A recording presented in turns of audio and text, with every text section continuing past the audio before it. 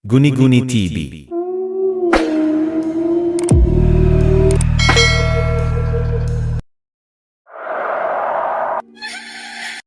Magandang gabi po sa inyong lahat. Sana maibigan niyo ang kwentong ibabahagi ko sa inyo. Palaging may mga bagay sa mundong ito na mas mabuting hindi na natin pinapakialaman. Isang bagay na matagal kong natutunan sa pangungulekta ng mga lumang gamit mula sa basurahan. Pero huli na, nang maisip kong hindi lahat ng natatagpuan ay dapat itago. Nung gabing yon, dumaan ako sa isang lumang iskinita kung saan matatagpuan ang isang tambakan ng basura. Hindi pangkaraniwang tambakan ito. Dito madalas itapon ang mga gamit mula sa mga lumang bahay na winawasak upang gawing bagong gusali. Dahil dito, maraming natatagpuan ditong kagamitang antik. Lumang orasan, sirang muebles, at basag na mga figura.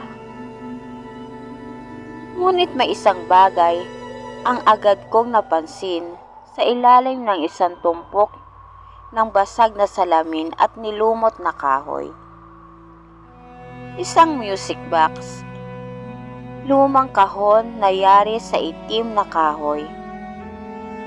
May inukit na mga misteryosong simbolo sa gilid at mga sulat na banyaga ang anyo. Ang ginto nitong gilid ay kupas na, pero kakaiba ang pang-akit nito. May kakaibang pakiramdam akong nararamdaman habang hawak ko ito. Parang may mainit na nagmumula sa kahoy mismo. Nang bahagya kong buksan ang takip nito, tumunog ang isang lumang himig. Malamlam, malungkot, pero may kakaibang ganda. Nanginig ang aking kamay, pero hindi ko ito mabitawan. May kung anong bumubulong sa isipan ko na dapat ay iuwi ko ito. Pagdating ko sa bahay, nilagay ko ang music box sa tabi ng aking kama. Patay ang ilaw, pero hindi ko maialis sa isip ko kung ano ang tunog nito. Paulit-ulit itong umaalingaw-ngaw sa utak ko. Kahit hindi ko naman ito pinauikot muli. Napapikit ako. Pilit iniisip na pagod lang ako. Ngunit nang ipinikit ko ang aking mga mata, nakita ko ang isang imahe. Isang mansyon sa panaginip ko. Nasa loob ako ng isang lumang bahay na puno ng pulang kortina. Mamahaling chandelier ang nakasabit sa kisame at nagkikislapan sa liwanag ng mga kandila. Sa gitna ng maluwang na sahig, may isang babae. Nakatalikod ito at nakasuot ng lumang puting bestida. Dahan-dahan siyang umiindayog sa saliw ng isang musikang hindi ko alam kung saan nanggagaling. Lumapit ako. Pilit inaalam kung sino siya. "Miss," mahina akong tawag. Tumigil siya sa pagsasayaw at dahan-dahan siyang lumingon. Wala siyang mukha. Walang mata, walang bibig, at blanko na parang isang nililok na rebulto na hindi natapos. Pero kahit wala siyang bibig, narinig ko ang kanyang bulong. Huwag mong itigil ang musika. Nagising ako na pawis at hinahabol ang aking hininga. Pagtingin ko sa gilid ng kama,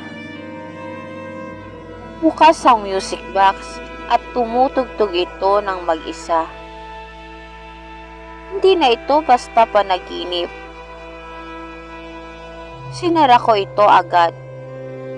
Pero kahit anong gawin ko, hindi na maalis sa utak ko ang imahe ng babaeng yon.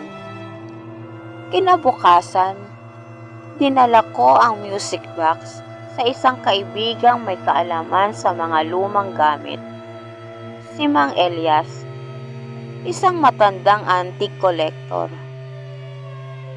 Pagkakita niya sa kahon, biglang nawala ang kulay sa kanyang mukha. "Iho, saan mo ito nakuha?" ang tanong niya. Nanginginig ang kamay habang hinahaplos ang ukit sa gilid. "Sa isang tambakan malapit sa lumang iskinita," ang sagot ko. Agad niya itong isinara at itinulak pabalik sa akin. Isoli mo ngayon din." "Bakit po? May sumpa ang kahong yan. Hindi mo ba alam ang alamat ng bahay ng mga nawawala?" Napakunot ang noo ko. Hindi ako pamilyar sa tinutukoy niya. Ayon kay Mang Elias, may isang lumang mansyon sa kabilang bayan na kilala sa pagkawala ng mga nakatira roon. Noon daw, isang mayamang pamilya ang nakatira roon.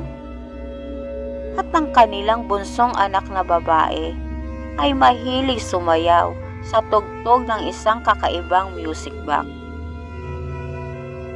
Ngunit isang gabi, narinig ng mga kapitbahay ang nakakapanindig balahibong sigaw mula sa loob ng mansyon.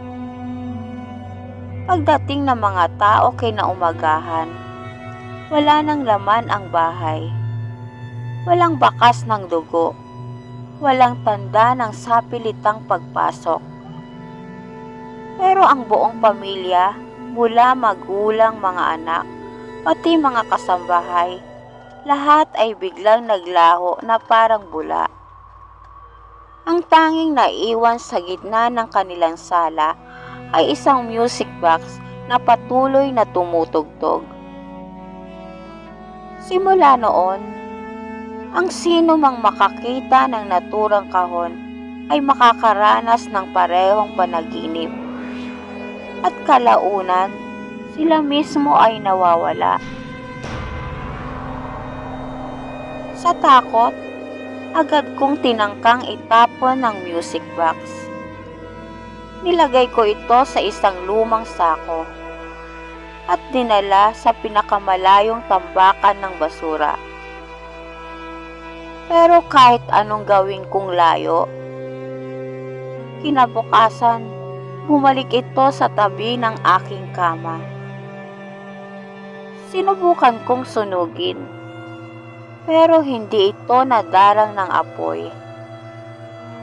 Sinubukan kong ilibing, pero nang bumalik ako sa bahay, naroon ulit ito.